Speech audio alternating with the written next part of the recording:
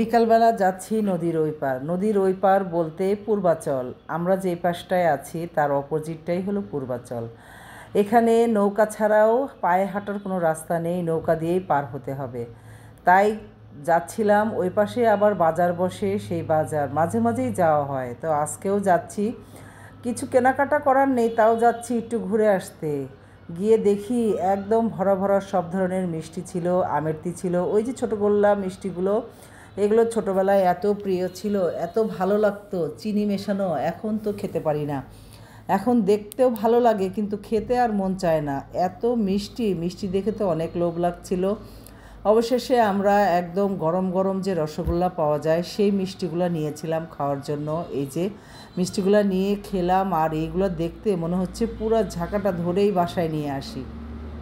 খেতে পারি আর না পারি, তাই না? দেখতেই ভালো লাগে। যাক, এটা হলো পরের দিন রান্না করব। ইলিশ মাছ বের করেছি, ছোট্ট একটা ইলিশ। আর এই যে লাউ দিয়ে ডাল রান্না করেছিলাম, একদম রসুন পেঁয়াজ পাঁচফোড়ন দিয়ে বাগার দিয়ে নিলাম। এই লাউটা খেতে ভালোই লাগে, একটু দুপুরবেলা গরম গরম লাগে তো, এরকম পাতলা ডাউলের সাথে লাউ দিয়ে রান্না বেশ জমে যায়। আর ওই যে ইলিশ মাছ রান্না করব, মানে ভুনা করব আর কি। তাই পেঁয়াজ সরিষার তেলে দিয়ে দিলাম, দিয়ে পেঁয়াজটা লাল করে নিব। পেঁয়াজটা লাল হতে হতেই আমি এদিক দিয়ে ইলিশ মাছটা ধুয়ে একদম পরিষ্কার করে নিয়েছি, কেটেও অবশ্য নিয়েছি, সেটা বলি নাই। আর এই যে একটু আদা রসুন দিলাম, একটু আদা রসুন দিয়েই বাস একটু ভেজে নিলাম তেলে। তারপরে একটু হলুদ আর মরিচ, কারণ ইলিশ মাছে তেমন কোনো মশলারই প্রয়োজন হয় না, অল্প একটু মশলা দিলেই একদম ভালো লাগে খেতে। ইলিশটা হলো হলুদ দিয়েও অনেকে ঝোল করে, মানে পানি ইলিশ ভরে রান্না করে খায়, সেটাও খুবই মজারই হবে, কখনো খাওয়া হয়নি। তবে আমি একটু মশলাদার ভুনা ভুনা এভাবে খেতেই বেশি ভালোবাসি। আর এই যে সামান্য দিয়ে দিলাম একটু ধনিয়ার গুঁড়া, একটু জিরা গোলমরিচ গুঁড়া।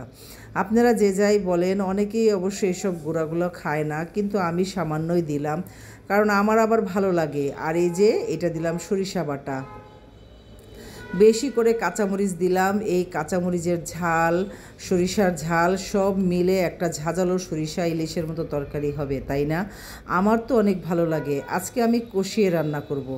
এই যে মাছটা দিয়ে দিলাম, একদম কি যে ভালো ছিল মাছটা।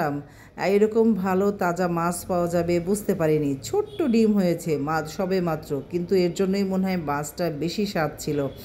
আর এরকম স্বাদের ইলিশ হলে এক টুকরা হলেই ভাত খাওয়া শেষ। আমার তো যখন ইলিশের সিজন থাকে, বা এই যে এখন যে সিজন, মনে হয় ইলিশ ছাড়া আর কোনো মাছই মজার না, ভালো না। ইলিশ হলেই বেশি ভালোবাসি। আমার মতো এরকম অনেক আছে ইলিশ পাগল, যারা নাকি ইলিশ খেতেই ভালোবাসে। আমার বাবাও খুব পছন্দ করতেন ইলিশ মাছ, বাজারে গিয়েই